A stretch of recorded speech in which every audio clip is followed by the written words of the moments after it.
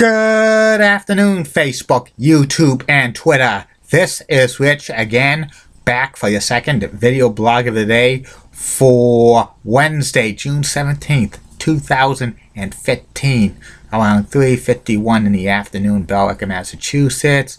Sunny out, a perfect summer day, highs in the 70s, low humidity, good to get like outside and take a walk and with the windows, leave them open and stuff. Don't need the AC on for this weather. Some news to report: the Cleveland Cavaliers are 9-4 favorites to win the NBA Championships 2016. And also, the Cleveland Cavaliers versus Golden State Warriors 2015 NBA Finals has been the highest rated NBA Finals on ABC since they aired the finals back in 2003. And HBO is making a play for Bill Simmons. And that's about it on the news. My next subject is something that happened 21 years ago today that was infamous. It was one of the most viewed things in history on television. It was the O.J. Simpson Bronco chase in the middle of rush hour in an LA freeway for O.J. Simpson to flee from the police because he was a person of interest in a murder of Nicole Brown Simpson and Ron Goldman. A little bit of background of this story. O.J. Simpson was a NFL running back. He was one of the most famous running backs in NFL history. He played for many years with the Buffalo Bills and the San Francisco 49ers. After he retired, he was a first ballot Hall of Famer in 1985. He got a lot of endorsements working for Monday Night Football on ABC and NBC Sports doing the NFL. Also, he got a lot of endorsements, including Hertz Rent-A-Car and stuff.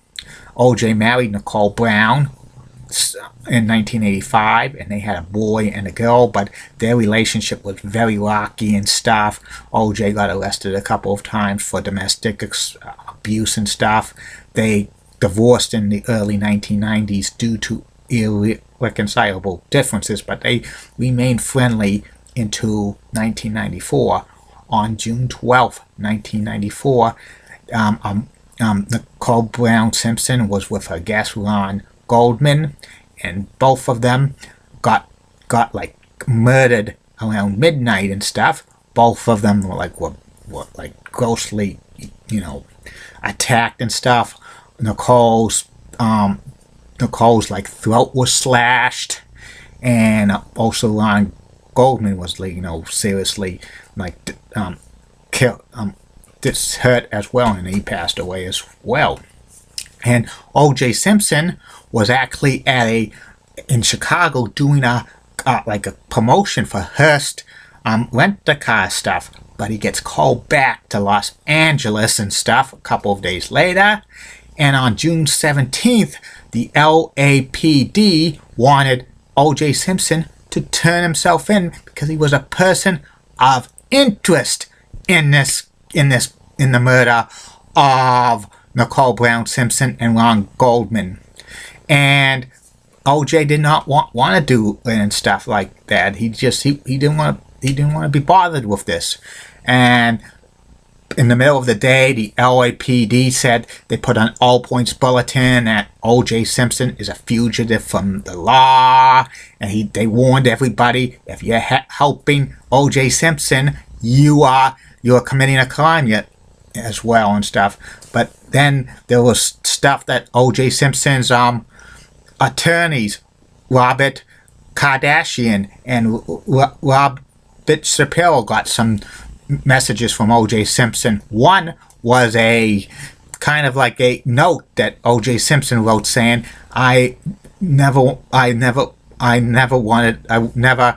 not the killing type and stuff like that. I love Nicole Brown Simpson to death and stuff. And he says, I never hurt her. I never killed her and stuff like that. And when they got that Shapiro and Kardashian thought that was a suicide note for O.J. Simpson. And a couple of hours later, around 5 p.m. Pacific time, they got a call from O.J. Simpson's cell phone. Cell phones were not very big in the 1990s because they were very expensive. Only people with serious money had cell phones and stuff, and they said that O.J. Simpson's in a Bronco and stuff, and he's real scared that he might hurt himself or commit suicide and stuff. And there was somebody helping O.J. Simpson. It was Al Collins, who like Al Collins, who used to play for NFL football. He was a close friend for O.J. Simpson, and there was reports like around 5:30, 6 o'clock that Al Collins was driving a Ford Bronco with O.J. Simpson, and they were going on the California freeway in Los Angeles during rush hour and stuff. And then next thing you know, there was reports of stuff. Then like CBS breaks into their programming and shows the reports of O.J. Simpson. Soon, every other network, NBC, ABC, CNN, Headline News, and independent television stations, and Fox break into the news, showing like the car chase of O.J. Simpson, the Ford Bronco, and a lot of like police cruises and stuff like that. There were people lining up on the overpasses of these freeways seeing O.J. Simpson car going down, the Ford Bronco and stuff. It was amazing. There was no such thing as Twitter or Facebook or social media in 1994 or Instagram or any of them. They didn't even have like Fox News Channel or MSNBC. They just had like CNN and Headline News as the major news sources, along with ABC, NBC, and CBS and stuff. NBC had a split screen because they were showing Game 5 of the 1994 NBA Finals between the Houston Rockets and New York Knicks and stuff, and that got interrupted and stuff like that.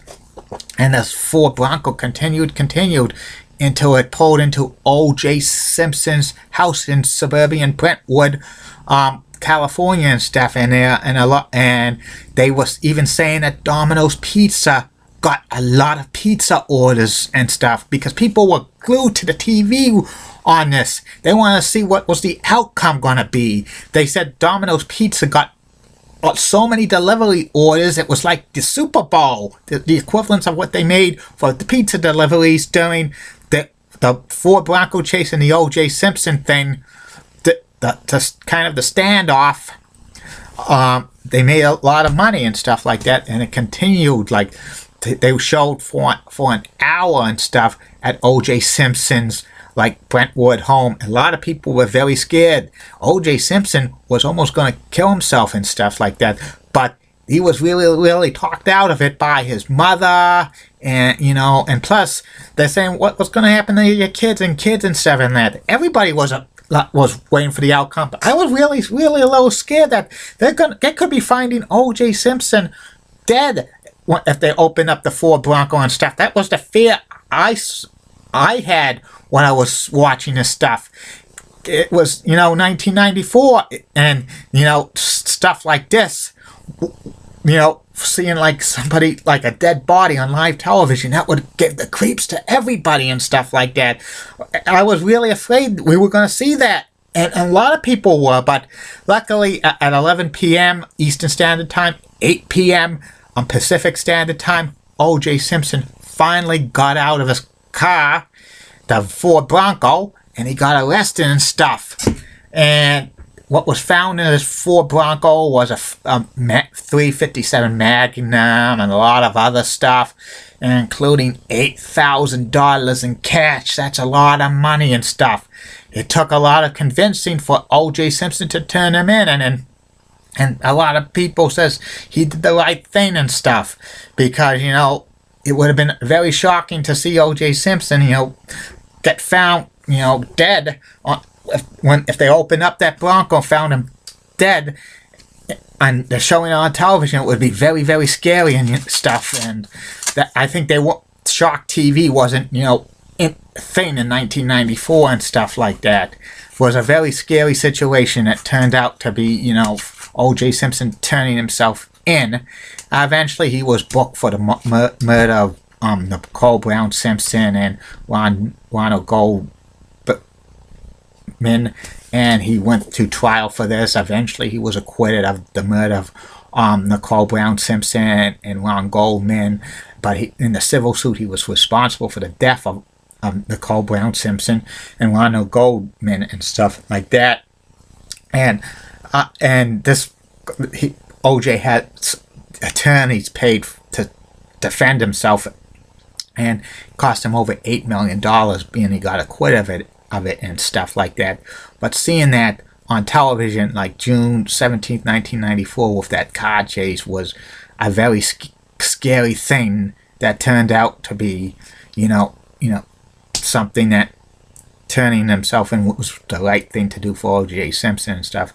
They're never going to forget that day, seeing that on television, which could have been possibly disastrous and stuff. Don't want to go through the O.J. Simpson trial, because that's something that I don't know what to think about this, how he got acquitted for, because it's just definitely proof that O.J. Simpson probably killed Nicole Brown Simpson and Ronald Goldman and stuff, but I'm not going to speculate on that, but that's my feeling on that. And that's about it on that. We'll be back with I will be back with the third and final video blog of the night, which will be about personality profile, will be about one of the most famous players in NBA history, Magic Johnson. Have a good day, Facebook, YouTube, and Twitter.